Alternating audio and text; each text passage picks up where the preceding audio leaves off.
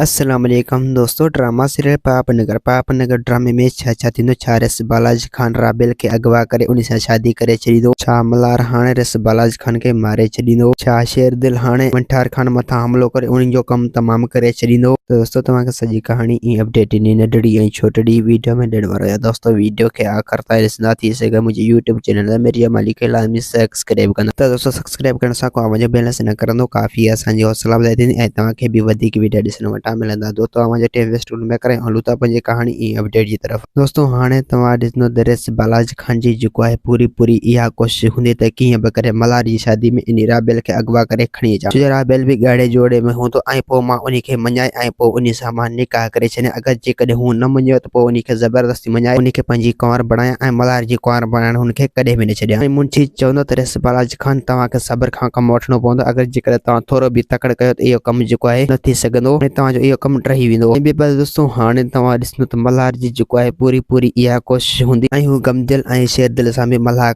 सलाह करे छॾींदो। तव्हांखां जेतिरो जल्द थी सघे तव्हां इन रस बालाजी खान खे अॻिते वधण न छॾियो। अगरि जेकॾहिं रस बालाजी खान अॻिते वधी आयो त पोइ हुनखे रोकण जेको आहे मुश्किल थी वेंदो ऐं पोइ उनखे संभाले असां न सघंदासीं। उनजे करे तव्हांखां जेतिरो जल्द थी सघे उनखे घुमाए रखो। शेर दिल चवंदो त मल्हार बसि तूं परेशान न थी। अगरि जेकॾहिं हू अॻिते वधियो ऐं असांजे साम्हूं आयो त पोइ उनखे असांजे हथां केर बि न बचाईंदो। तोसां मुंहिंजो वाइदो आहे। छो जो हर हाल में इहो पियो चाहियां त रस बालाजी खान मुंहिंजे साम्हूं अचे ऐं मां उनखे पंहिंजे हथनि सां गोलियुनि जा सॼा बारूद उनजे हवाले उनजे सीने में लाहे छॾियां। ऐं ॿिए पासे दोस्तों हाणे तव्हां ॾिसंदो शेर दिल जेको आहे गुलाब खे चवंदो तोखां जल्द जेतिरो थी सघे त तूं वञी ॻोठ जे ॿाहिरां बि अगरि जेकॾहिं मंठार एॾे आयो त पोइ तूं मूंखे इतला ज़रूरु कजे त उन खे चारे तरफ़ खां फिरी ईंदासीं ऐं पोइ उन खे विच ते फसाए ऐं उन जो कमु तमामु करे छॾींदासीं। जीअं रस बालाजी खान खे ख़बर ई न पियो त मंठार बि हुन दुनिया में हुयो। मंठार खे असां मारियो। गुलाब चवंदो त हा शेर दिल बसि मां उन जी चाचूसी में जॾहिं हू मुंहिंजे रुख चढ़ी त मां तव्हांखे ज़रूरु इतला कंदो। दोस्तों उम्मीद है कहानी आई हूंदी। कहानी पसंद आ सखड़ी नाड़े जात वारे तव्हां सां मिलंदासीं नई वीडियो में। खुदा हाफ़िज़।